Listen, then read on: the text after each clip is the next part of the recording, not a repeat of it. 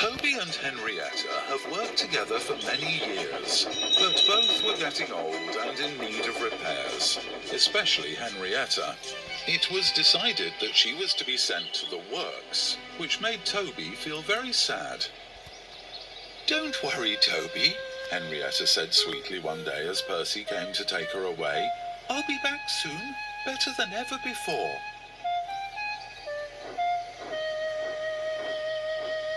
Soon they were away, and Toby was left to find other coaches in the meantime. He found a pair of old green coaches that hadn't been touched in a long time. The other engines never cared to use them. Toby soon found out why. "I say," said the leading coach, "we were having a wonderful rest until you came along." "Yes, my dear," said the other coach. "Leave us be, there's a good engine." Toby frowned. "That's a poor attitude. We've got passengers to take up the line," Toby scolded. "Now, come along." "Oh, all right, don't be such a fusspot." Toby, with great effort, dragged the coaches to the platform.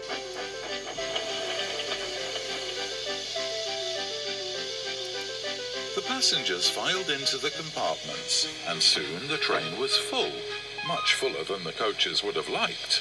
"We're fit to burst," they cried. "Stuff and nonsense," said Toby, who was becoming rather annoyed with these old coaches. "They're only passengers after all." "Noisy, clumsy, heavy passengers," shrieked the coaches. "We'd rather be in our nice warm siding." Toby was furious. He had never met such stubborn coaches.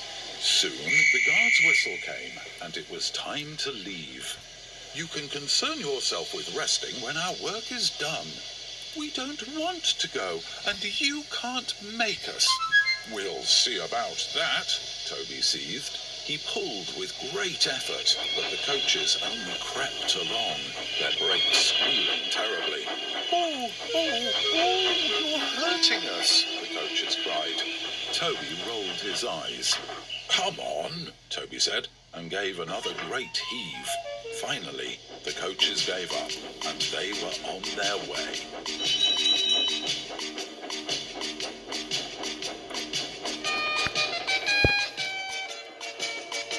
The coaches came along well at first, but soon began to grumble.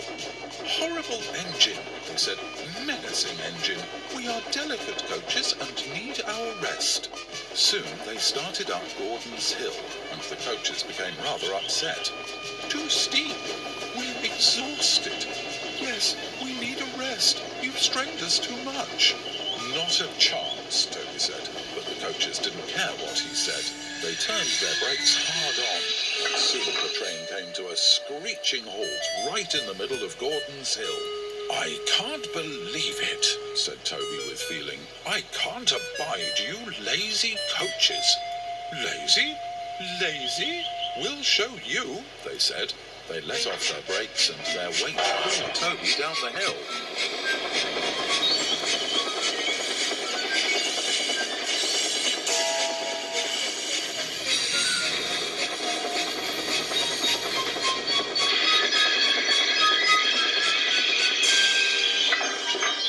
Soon they settled at the bottom, leaving Toby red in the face and very cross.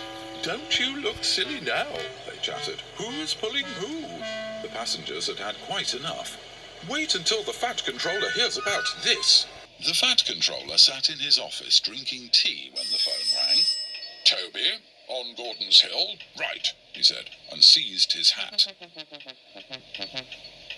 When the Fat Controller arrived, he was accosted by the mob of angry passengers. "Good," the coaches sighed. "Maybe the Fat Controller will tell this silly engine to go away and let us go back to our siding." But the coaches were surprised to find that the Fat Controller and the passengers turned on them instead. "Listen very well, you two," the Fat Controller said. "Coaches who take advantage of engines and passengers are not coaches fit to work on my railway. I do not tolerate laziness." "Lazy?" the coaches fumed. "It's that matchbox tram engine you should be yelling at. He hurt us." "Good," said the Fat Controller. Toby would never discipline coaches unless they deserved it. He did nothing wrong. The coaches were aghast. Soon, Thomas came to take the passengers the rest of the way. The coaches were taken away, and Toby slunk back to his shed feeling very silly.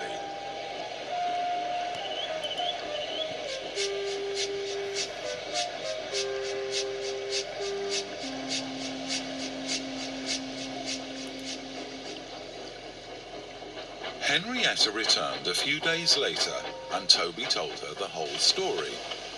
"Those coaches behaved like common trucks," said Henrietta.